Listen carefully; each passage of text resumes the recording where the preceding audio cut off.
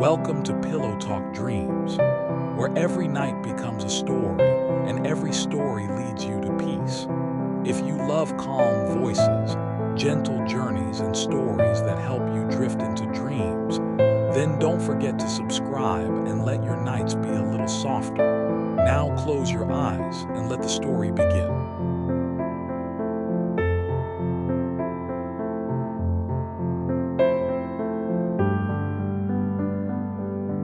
When our souls first met. Sometimes, a single dream can change everything. Arham never believed in fate, not until that one night when he saw her, a girl standing beneath a sky full of silver stars, her face calm, her eyes shimmering like they had known his soul forever. There was something hauntingly familiar about her, something that felt like home in a world that had always felt distant. She didn't speak much, just whispered softly, "You found me once before, you'll find me again." And before he could ask who she was, she faded into the light, leaving behind a silence that echoed deeper than any memory. When Arham woke up, the world didn't feel the same anymore. The air was heavier, yet sweeter, like her presence still lingered somewhere close. He couldn't explain why, but her image stayed behind his eyes, as if his heart refused to let her go. Every time he blinked, he saw her smile, her hair caught in the wind, her voice floating somewhere between dream and reality. Days passed, but the dream refused to fade. He began to see her reflection in strangers, hear her voice in soft music, feel her touch in the wind brushing past his face. It was madness, perhaps, or maybe something greater. Deep down, Arham knew that dream wasn't just a dream. It was a memory from another life, a love that once existed and was finding its way back. The days began to blur into each other, but the thought of her never left his mind. Arham tried to distract himself, work, music, late-night walks through the city, but every quiet moment brought her back. Sometimes, when the evening wind touched his face, he swore he could smell her perfume, faint and distant, like the memory of rain on a forgotten summer night. One evening, as the city lights started to bloom against the twilight sky, Arham wandered into an old street he had never noticed before. There was something strangely peaceful about it, the soft hum of life, the glow of vintage lamps, and the scent of old paper floating through the air. At the corner stood a small bookstore, the kind that looked like it belonged to another century. He stepped inside. Bells above the door chimed softly, echoing through shelves heavy with untold stories. The warmth of the room felt almost alive, wrapping around him like an embrace. He walked aimlessly between the aisles until something made him stop. There, hanging on the far wall, was a painting. It stole his breath. A girl stood under a moonlit sky, barefoot on a field of grass, her hair flowing with the wind. Her face was turned slightly toward him, not fully visible, yet heartbreakingly familiar. The same softness, the same aura of quiet sadness. It was her. The girl from his dreams. Arham took a step closer, his pulse quickening. He couldn't look away. Every stroke of color, every shadow of her hair, it felt alive, as if the artist had painted the memory that haunted his nights.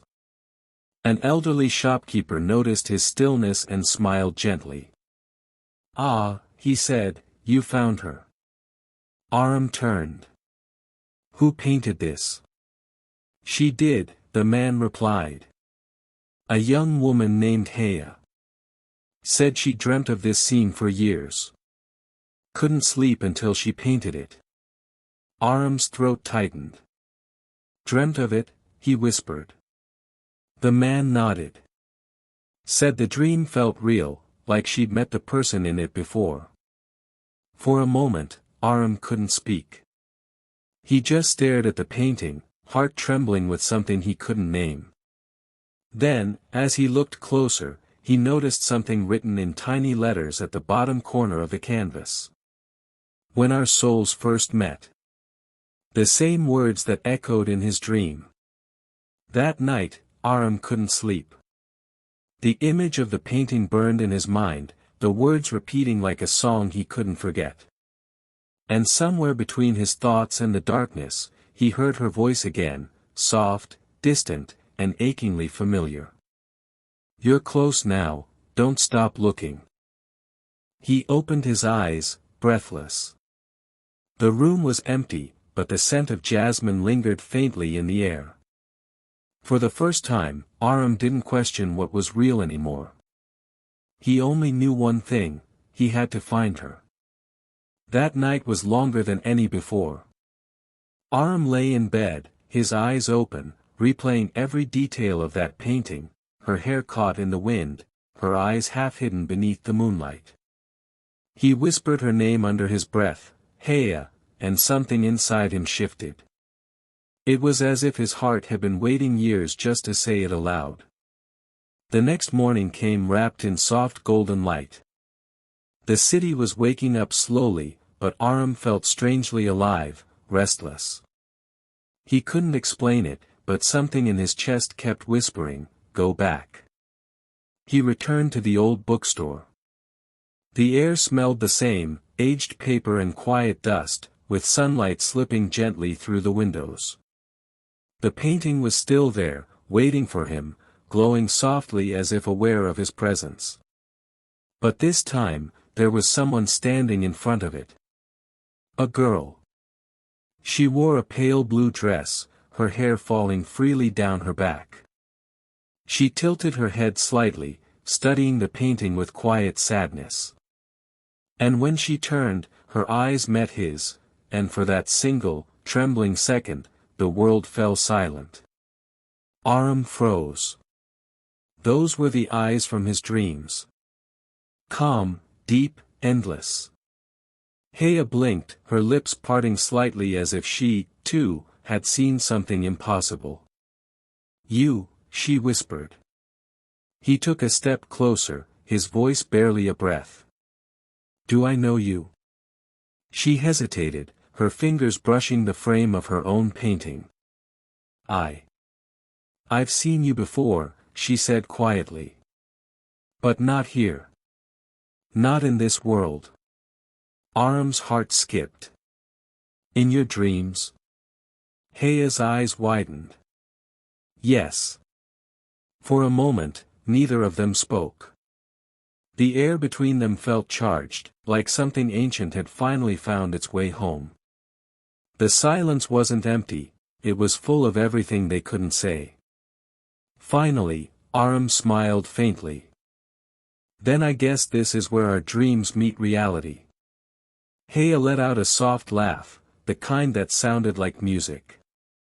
"Maybe our souls just remembered what we forgot." They talked for hours, about their dreams, their strange connection, the nights they both saw the same sky, the same field, the same whisper. Every detail matched, perfectly, impossibly. It was as if their dreams had been pieces of the same story, written across two hearts waiting to find each other again. When evening came, Haya stood up to leave. She looked at him with eyes full of quiet wonder.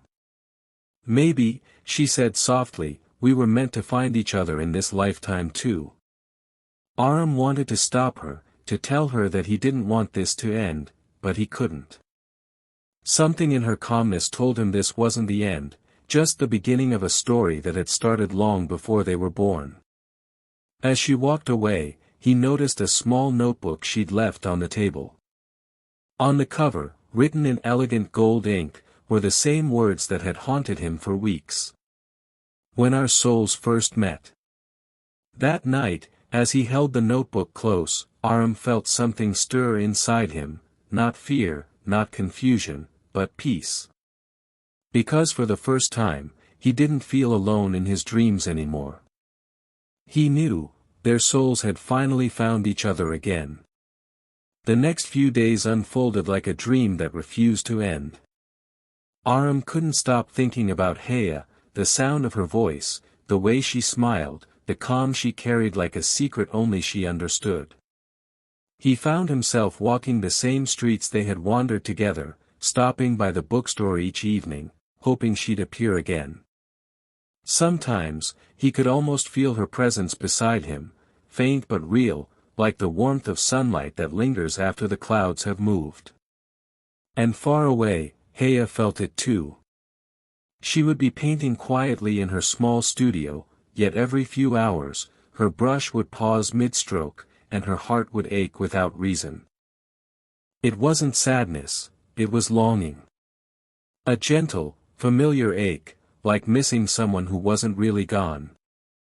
At night, they both dreamed again. The same field.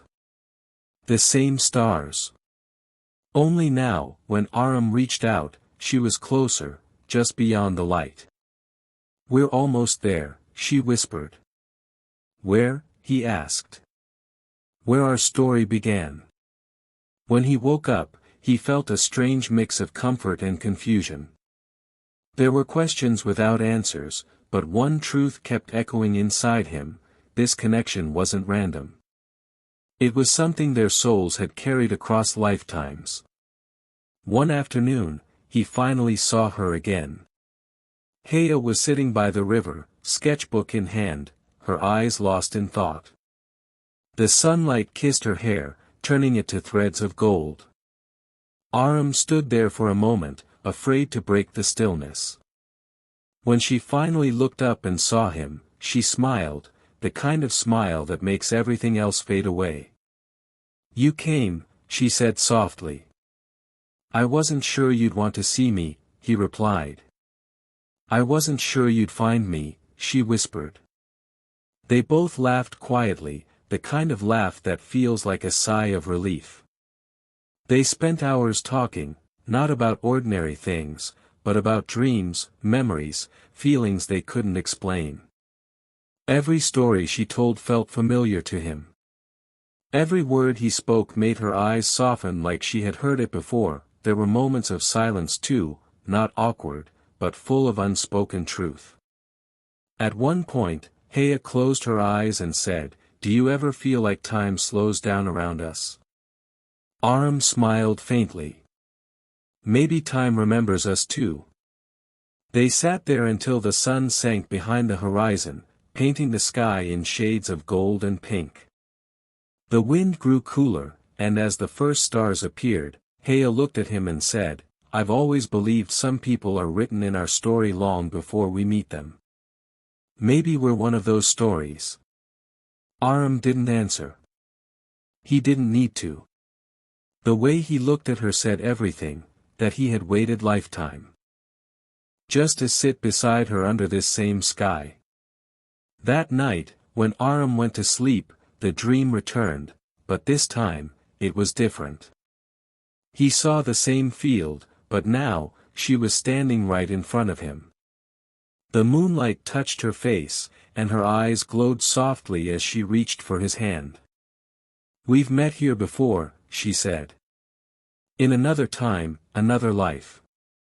And every time, we find each other again." When their fingers touched, the dream shimmered, the stars seemed to pulse, and for a moment, everything was light and silence. He woke up with tears in his eyes. Not from sadness, but from the beauty of something he couldn't explain. It wasn't just a dream anymore. It was a memory. Days turned into weeks, and life began to feel softer around them.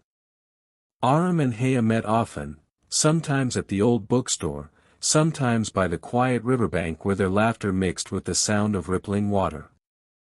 Each meeting felt effortless, like picking up a conversation they had left unfinished centuries ago. There was no need for grand gestures between them, even silence spoke.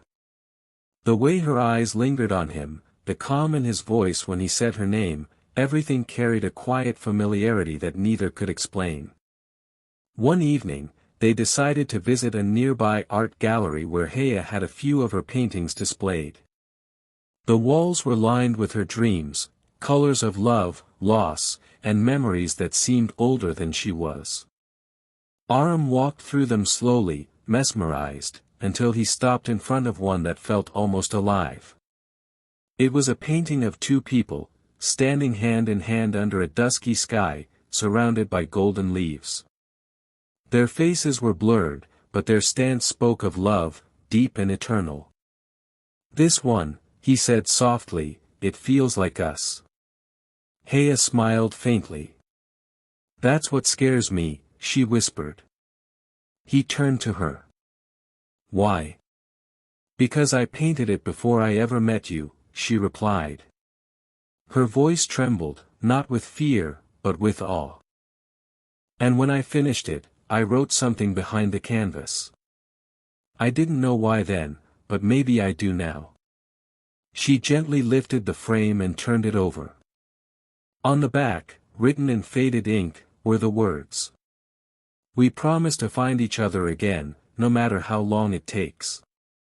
Arham's breath caught. "You wrote this before we met?" "Yes," she said softly. 2 years ago."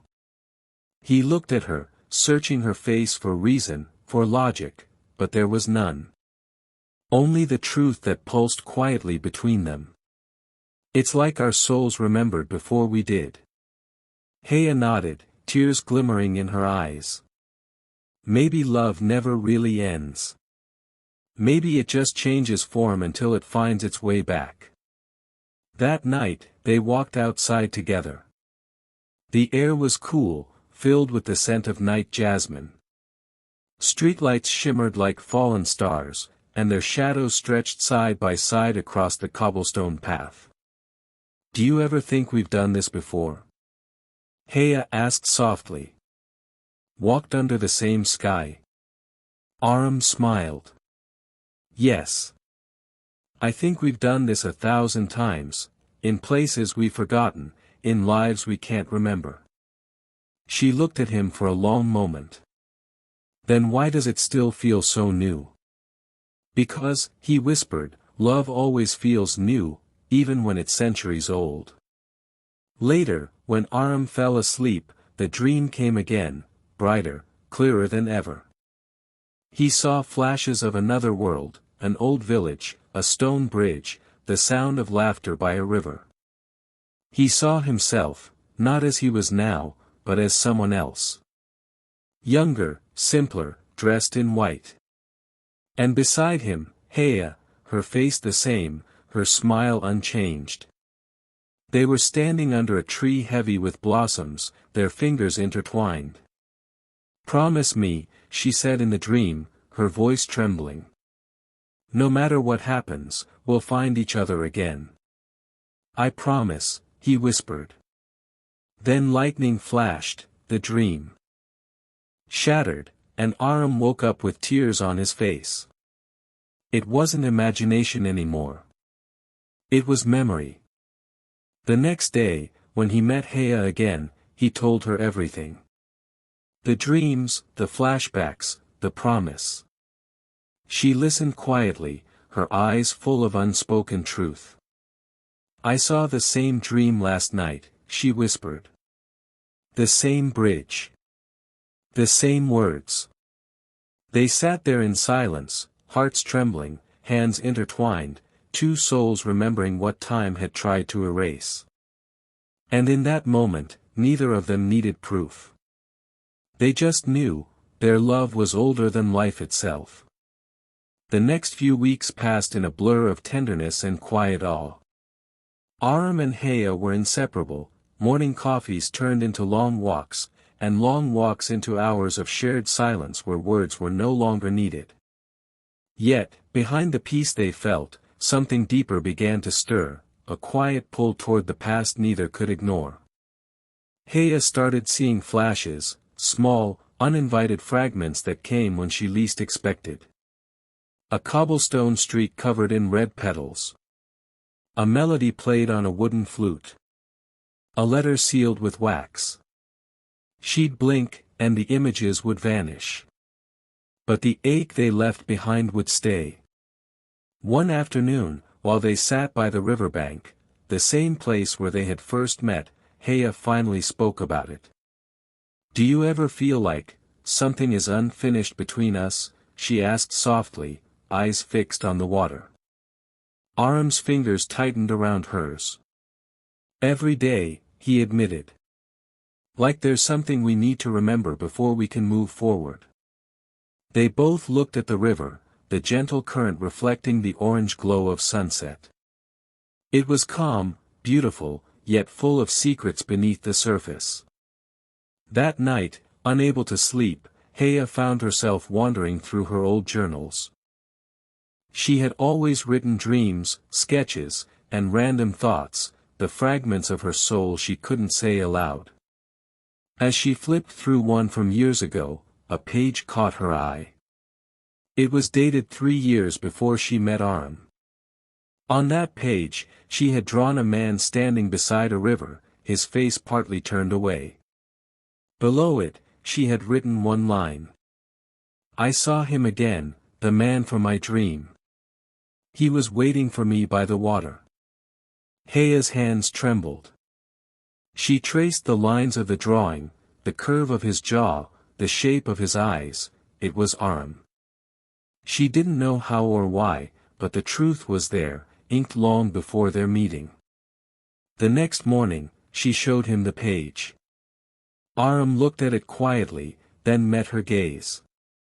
"You drew me before we met," he said, disbelief and wonder colliding in his voice. "I don't know how," she whispered. "But somehow. I think our souls knew each other before our eyes did." He smiled faintly, touching the edge of the drawing.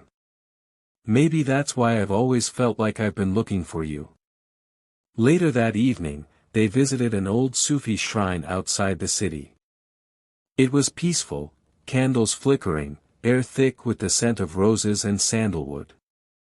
They sat near a corner, where an elderly caretaker smiled at them kindly. "You two have old souls," he said suddenly. Arham blinked, surprised. "How do you know?" The old man chuckled softly. "Because when you sit together, the air around you hums. That only happens when souls have met before, in lifetimes past." Haya's heart skipped. "Do you believe in that?" He nodded. "Love that is meant, never ends. It just sleeps until it's time to wake again." As they left, Haya looked at Arham. "Do you think we're meant to finish something this time?" He took her hand and said quietly, "Maybe this time, we're meant to stay." That night, the dreams returned, vivid, undeniable. Arham saw it all now, the village, the war, the heartbreak. He remembered promising Haya's past self that he would return for her, but never did. He woke up shaking, heart pounding, whispering into the darkness, "I found you this time. I won't lose you again." When he met Haya the next morning, she was already crying. "I saw it too," she said. "We couldn't be together then. But maybe that's why we're here now, to rewrite our ending." And in that quiet moment, they both knew, love had brought them back not to repeat their story, but to heal it. The promise of forever. The city had changed with the season. The air had grown cooler, touched by the scent of rain, and the nights were long enough to hold secrets again. Arham walked along the riverside where he and Haya first met, that same gentle curve of water that had seen their laughter, their silence, and the strange magic that seemed to follow them. But this evening was different. The sky above was painted with clouds that glowed like embers, and the world around him felt still, like it was waiting for something. He could see her in the distance. Haya stood near the railing, her hair caught in the wind, her dress brushing against the air as if she were part of it. When she turned, her eyes found him immediately, as if she'd known he was coming all along. "You came," she said softly, her lips curving into that familiar smile that could calm every storm inside him. "I'll always come," Arham replied, walking closer until they were inches apart. "You said we'd find each other again." I think we finally did. She looked at him, her gaze deep and tender. Do you really believe this is the lifetime where we stay? He reached out and took her hand, his thumb brushing against her knuckles. Yes, he said simply. Because this time, I'm not leaving. Not in dreams. Not in silence. Not ever. They sat together by the river as the world slowly dissolved into twilight. The water shimmered with gold, the sky dimmed into lavender. Haya leaned her head on his shoulder. Do you know what I realized? She said softly. What? That love isn't about finding someone new, it's about remembering someone your soul already knows. He smiled. And I spent half my life trying to remember your name. She laughed, that sweet sound he had come to crave more than anything. Maybe that's what this whole world is, a place where souls come to find what they forgot. He looked at her then, really looked, the way her eyes glowed under the fading light, the curve of her smile, the rhythm of her breath. Everything about her felt like home. And for the first time in his life, Arham understood what peace really meant. That night, they returned to her small apartment. Rain had begun to fall, soft and rhythmic, tapping against the window like a heartbeat. Haya lit a candle by the bedside, its flame flickering lazily, painting their faces in gold. Do you ever get scared? She whispered. Of what? Of losing this. Of waking up one day and realizing it was all just a dream. He reached over and tucked a strand of hair behind her ear. Then I'll dream again, he said quietly. And I'll find you there too. She smiled through the tears in her eyes. You always know what to say. No, he said. I just finally learned what my heart's been trying to tell me. Outside, the rain kept falling. The night deepened, and the candlelight swayed like a slow waltz. They talked for hours, about the first time they met, about the dreams that led them to each other, about the strange familiarity that had haunted them from the start. Then, somewhere between laughter and silence, Haya whispered, Do you remember what you said in the dream? He nodded slowly. That I'd come back for you. And you did, she breathed. You really did. Arham took her face in his hands, his voice trembling with emotion. This time, I'm not letting the world take you away. No past lives, no unfinished endings. Just us, now, here. And then, as thunder rolled softly in the distance, he kissed her, slow, deep, and certain. It wasn't the kind of kiss that asked for promises. It was the kind that kept them. Later, as they lay together under the sound of the rain, Haya spoke again, voice barely above a whisper. You know, when I was little, my mother used to tell me a story, she said.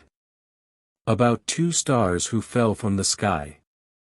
They landed far apart, but no matter where they were reborn, as trees, or rivers, or people, they'd always find each other again. Because the universe doesn't like unfinished stories. Arham smiled, eyes half closed. Then maybe we're those stars. Maybe, she murmured. And maybe this time, we get to stay in the same sky. He kissed her forehead gently. We already are. When morning came, sunlight spilled across the room, gentle and golden. The rain had stopped, and the city outside looked new, washed clean, as if nature itself had pressed restart. Haya stirred, blinking against the light. Arham was already awake, watching her with the quiet awe of someone who still couldn't believe the dream beside him was real. Good morning, she said, smiling sleepily. He brushed his fingers over her cheek. Good forever. That day, they decided to leave the city for a while, to travel, to breathe, to live without the noise that had always surrounded them. They packed lightly, just enough to remind themselves that they didn't need much, only each other. The train ride out of the city was quiet. Through the window, fields of gold stretched endlessly, mountains stood proud against the sky. And every turn felt like a page turning in their story. Haya leaned against him, her voice soft. "Do you ever wonder what would have happened if we hadn't met that day?" He smiled faintly. "I don't think the universe would have allowed it. It would have found another way, another river, another dream." She laughed. "You sound so sure." He looked down at her, his eyes full of peace. "Because love that's meant for you doesn't miss you. It waits." The train curved along the edge of the valley, its wheels humming like a soft lullaby. Haya rested her head on Arham's shoulder, watching sunlight spill across the hills. Every moment felt unreal, like they were living inside the very dream that had once only belonged to their hearts.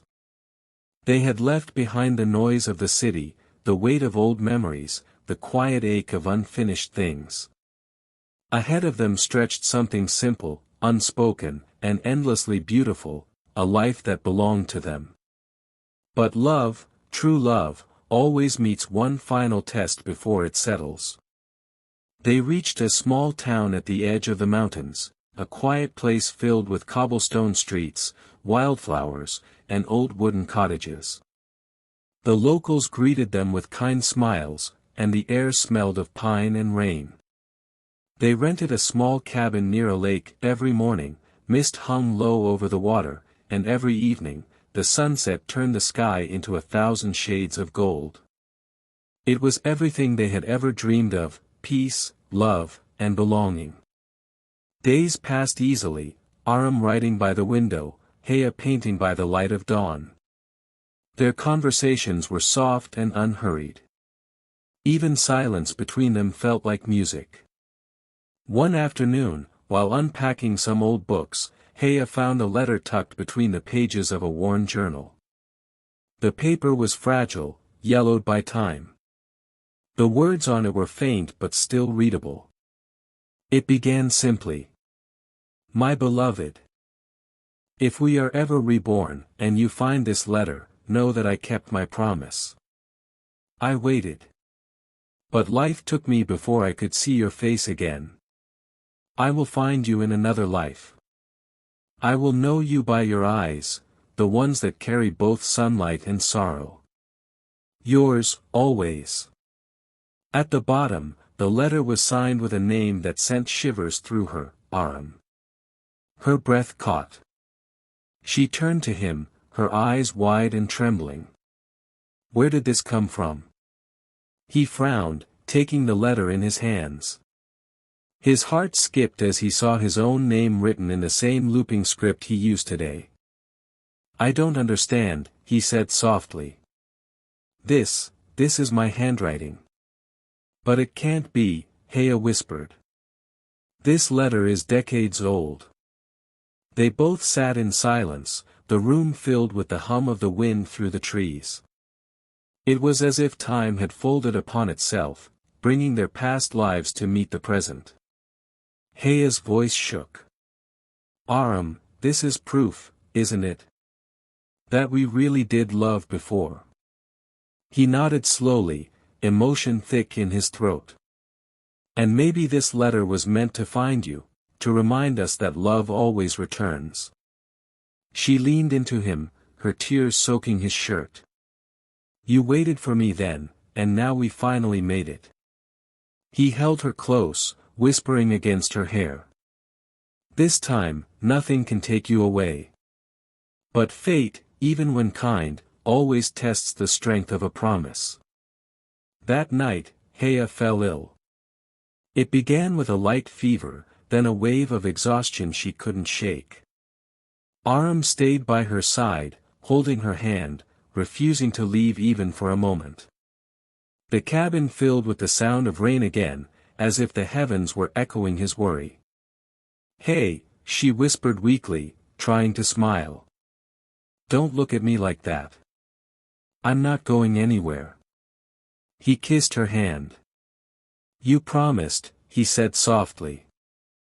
"I did," she murmured, eyes closing. "And I meant it." Days passed. The illness grew heavier, the air heavier still. Yet Arham never gave up, reading to her, singing to her softly, whispering all the stories they hadn't lived yet. One night, as her fever finally began to fade, she opened her eyes and said quietly, "Do you know what I dreamed of?" He smiled faintly. "Tell me." "I saw us, old and gray, still sitting by the river. You were reading something, and I was painting. There was no sadness, no fear, just peace. I think that's how we'll end, still together." Arham felt tears rise. "Then I'll make sure that dream comes true." When she recovered, something in both of them changed. They no longer talked about destiny or signs. They didn't need proof anymore. They had lived enough lifetimes to know that love wasn't about magic, it was about staying. Through storms, through silence, through everything that tried to pull them apart. Their love had survived death once. This time, it would survive life. Weeks turned into months. The world outside bloomed into summer, the lake sparkled beneath endless skies. Haya's health returned fully, and her laughter once again filled the cabin like sunlight. One evening, as fireflies began to appear outside, Arham took her hand. "Walk with me." She smiled and nodded. They walked to the lake's edge, barefoot, the cool earth beneath them. The air was soft, warm, the kind of night that felt like forever. "I want to show you something," he said. He led her to the small pier, where he had strung lights across the wooden posts. Their reflection shimmered across the water like stars. "Arham," she whispered, eyes wide. "It's beautiful." He smiled, his heart full. "Do you remember what you said about the two stars that always find each other?" She nodded slowly. He pulled something from his pocket, a small silver ring, simple yet shining in the soft light. "Then let's promise," he said, voice trembling with emotion, "that no matter where life takes us, no matter what time or world, we'll find each other again. Not as dreams, but as reality." Haya's eyes filled with tears. "I've been waiting to hear those words for centuries." He slipped the ring on her finger. "Then let this be our forever, not a wish, not a memory, but a life." She threw her arms around him, and they held each other as the lights flickered gently, and the water rippled under the stars, two souls who had finally, truly found their way home. The morning after their promise felt like a new beginning, one that smelled of wildflowers and sunlight. The lake shimmered like glass, reflecting the blush of dawn, and the soft wind carried the music of leaves rustling through the trees. Arham woke first. He turned to look at Haya, asleep beside him, her face bathed in soft gold light. Her hair fell loosely across her cheek, her lips slightly parted, peaceful, content. For a long moment, he didn't move. He just watched, memorizing every breath, every quiet heartbeat. He had seen her in dreams, in flashes of memory, across centuries of longing. But this, her here, now, was what forever truly looked like. He brushed a kiss across her forehead and whispered, "You're real." She stirred, eyes fluttering open. Nothing," he smiled. "Just making sure I'm not dreaming again." She smiled sleepily, her voice soft. "You're not. We made it." The days that followed flowed like poetry, unhurried, tender, and painted with the colors of peace. In the mornings, Haya painted by the window overlooking the lake. Her art had changed, Her brush now moved with serenity instead of longing. She painted love as she finally knew it, still, deep, and alive. Arham wrote. Sometimes stories, sometimes poems, sometimes letters he'd never send. But all of them carried traces of her laughter in his sentences, her soul in his words. Their small home slowly filled with gentle things, books, flowers, music, the scent of coffee, the sound of laughter echoing through sunlight. Sometimes, they didn't speak for hours. They didn't need to.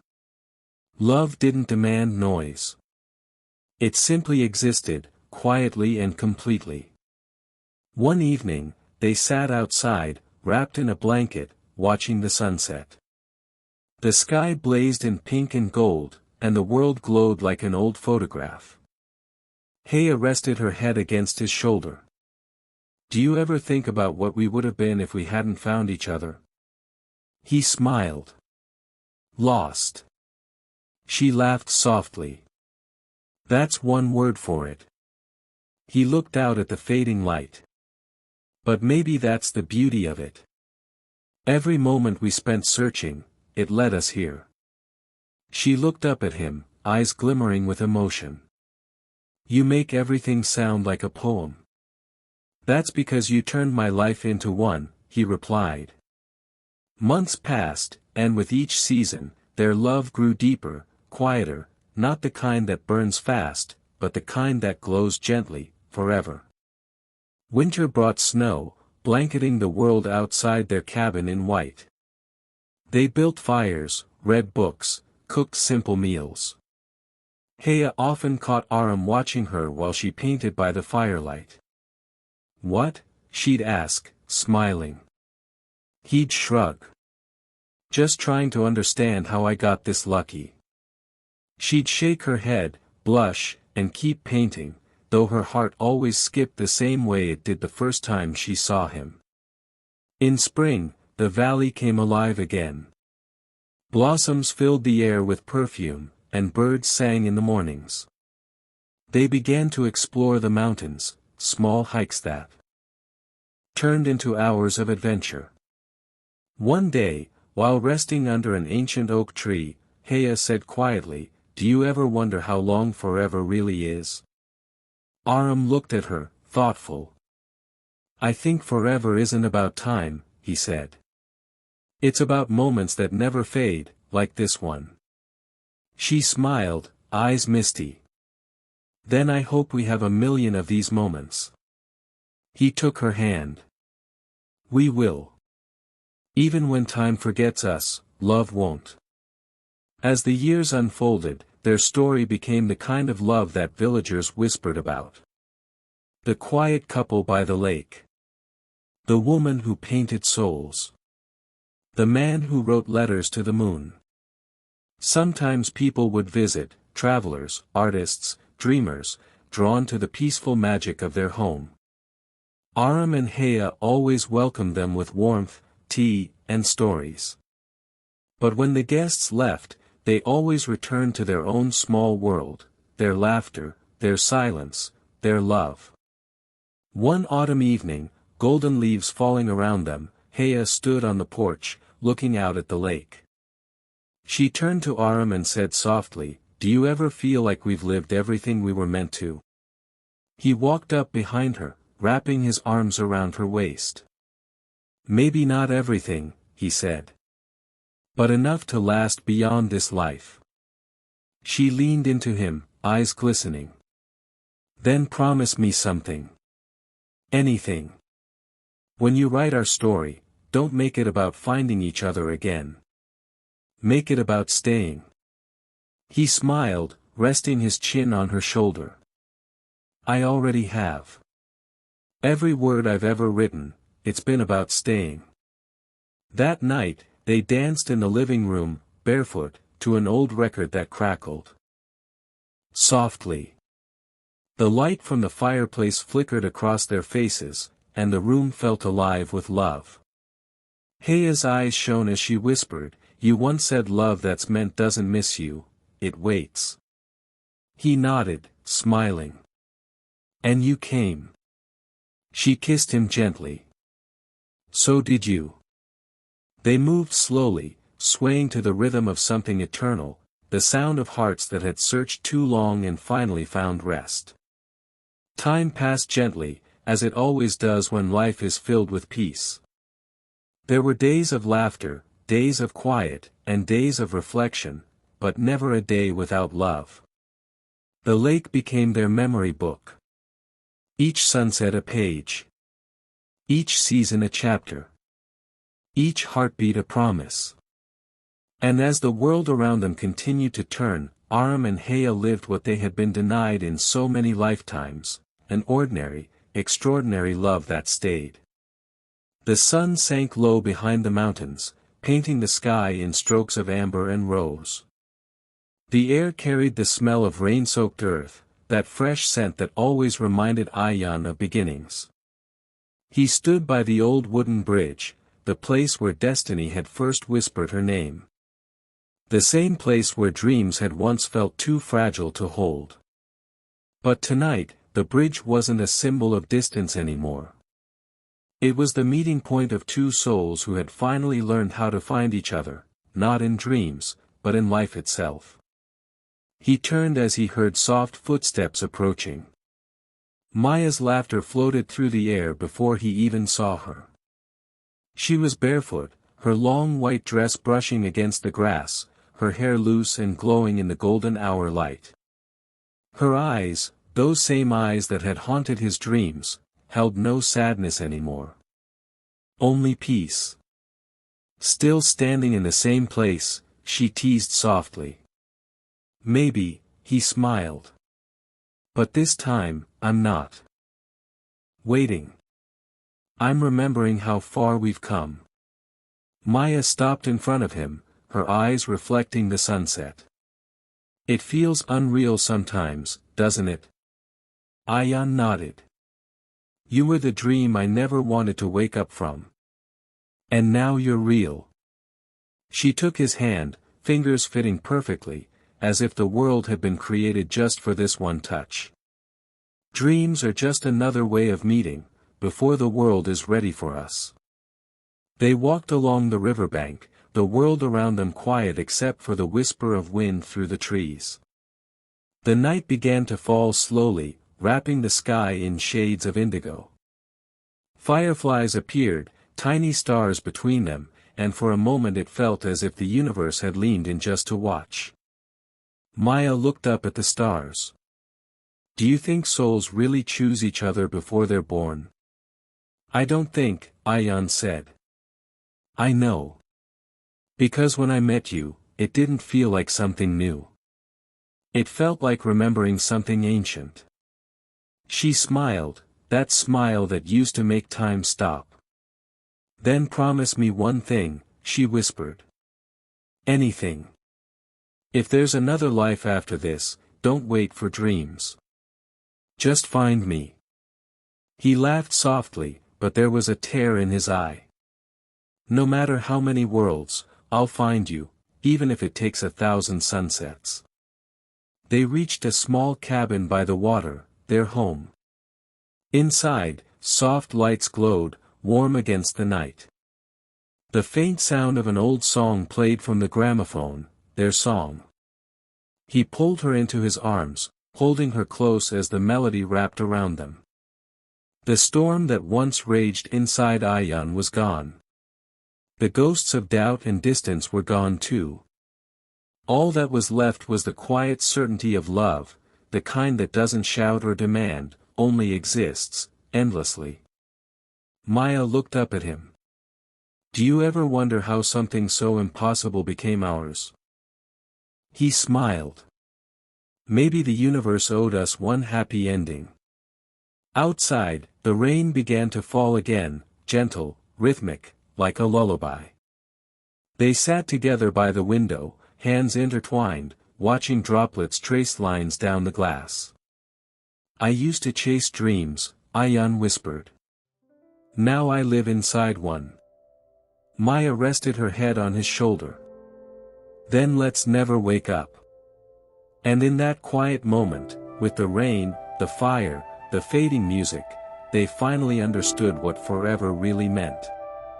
It wasn't a word carved in stone or written in stars. It was this. Two souls breathing the same air, existing in the same heartbeat. Outside, the bridge glowed under moonlight, no longer a symbol of distance, but of return. The same bridge where he once stood alone was now just a memory, because every road had led him here, to her. As they drifted into sleep, Maya whispered, "Do you think the stars remember us?" Ayan smiled. "They do. They've been watching since the night our souls first met." The world outside faded into silver mist, the night cradling their peace. And somewhere, far beyond dreams, the universe exhaled, content. Because love had found its home. Because forever had finally begun. If this story touched your heart, take a deep breath, and let the warmth of their love stay with you tonight. Don't forget to subscribe to Pillow Talk Dreams for more stories that make your heart feel, your mind rest, and your soul dream. Like, share, and send this story to someone you'd wait 1,000 sunsets for.